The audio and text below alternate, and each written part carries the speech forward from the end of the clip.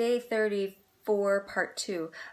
So anyway, I love seeing this other side of Saturn, which makes it much easier to relate to him or the planet as a kind of like a persona. And it's like, yeah, Saturn knows how to fucking party, and he gives birth to this wounded healer who's like kind of a tragic but heroic figure that I identify with. Yeah. And so, because all these things are happening in my chart, I felt really like kind of almost pressured. Like I want to make the most of this transformative time. Of course, it's all already happening. I'm obviously aligned. All this stuff is happening. But I realized that it's always just one thing.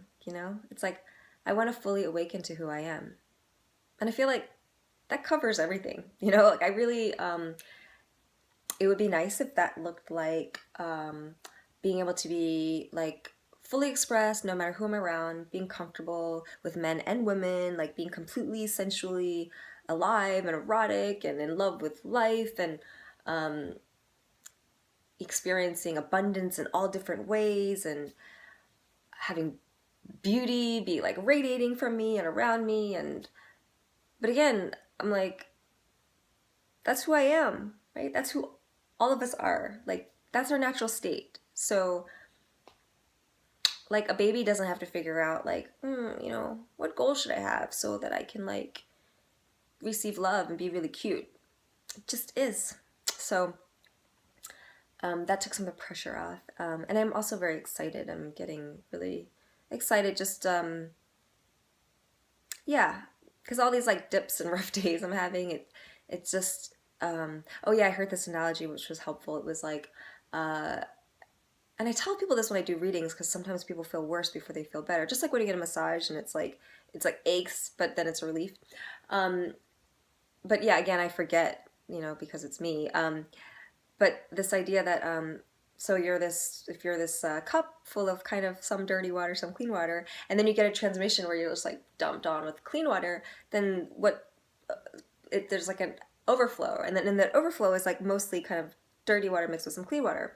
So what you feel is like, so you might receive this great transmission, which is what happened yesterday, right? Like I did this reading on someone, I knew there was a lot of release, and then I received this spiritual transmission. So I was like, I should feel good, and I felt like shit, and then I was confused, and then I was trying to figure it out, which made me feel worse.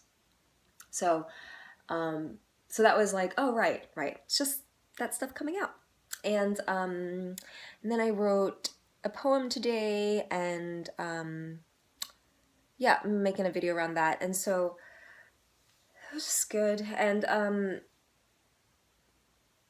and my fear just around like intimacy and all of that, it's becoming more, I'm getting, I think because I'm releasing a lot, like it's becoming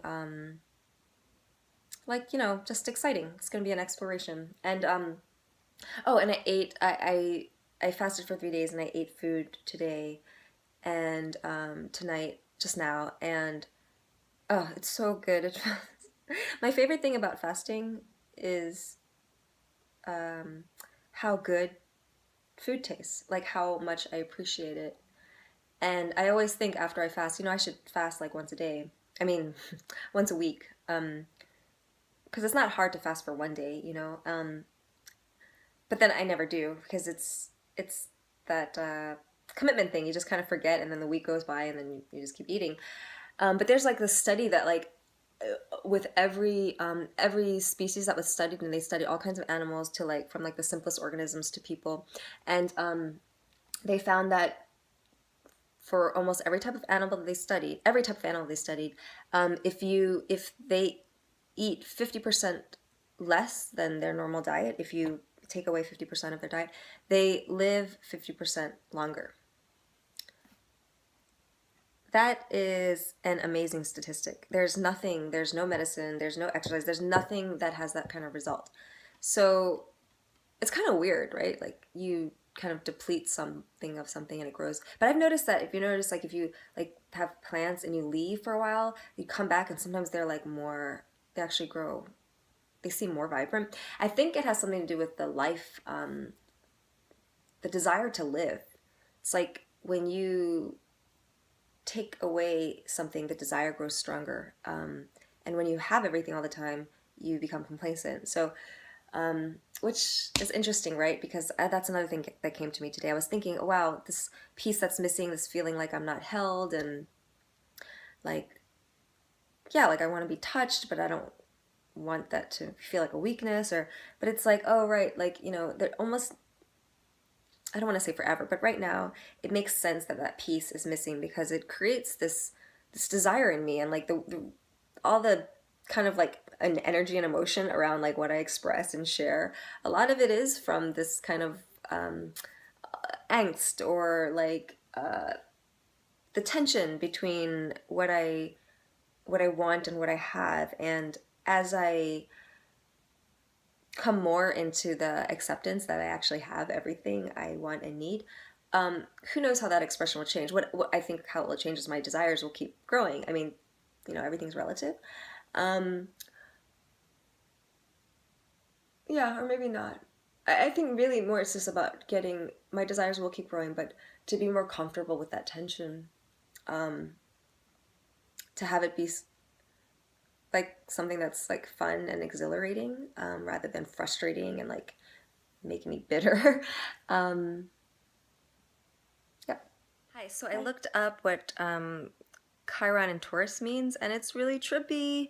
It says, your healing journey involves finding inner security, and your gift is to feel unshakable inner strength and self-worth. The security and love you need will be found by adopting a spiritual path and befriending your instincts by listening to your body.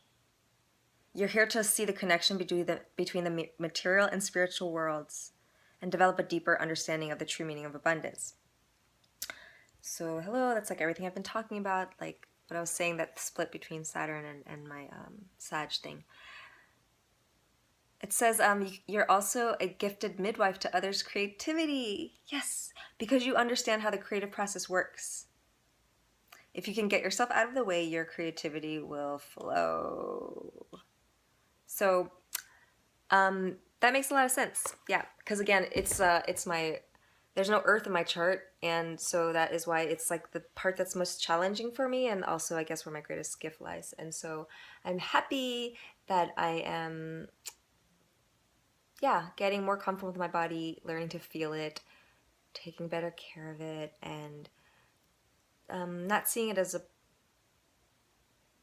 boring burden to handle the material things of life, but actually kind of seeing it as interesting and as much of an adventure as all of the other things I've always been interested in, which is usually mental and emotional and spiritual, pretty much everything else. Okay,